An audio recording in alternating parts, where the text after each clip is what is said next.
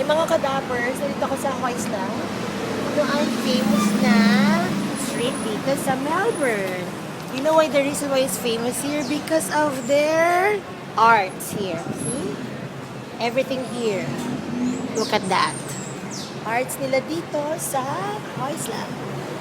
Ayan o, diba? Ganyan, dito sa street na to.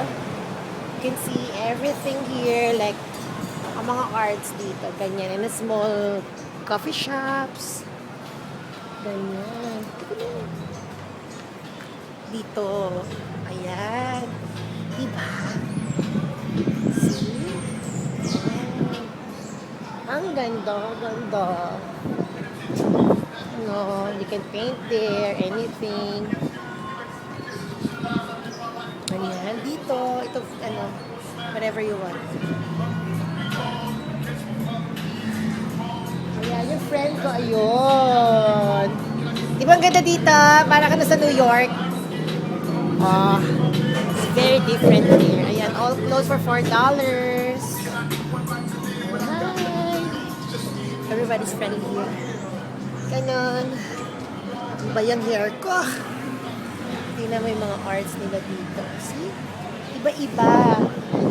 Parang it's their free will or yung free ano nila. Kanilang power of speech.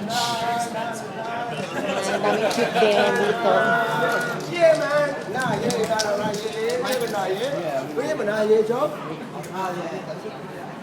Yan. Diba? Kakaiba. Para kang nasa New York. See? Ang ganda. Ayan na. Ito kami sa Hoysla.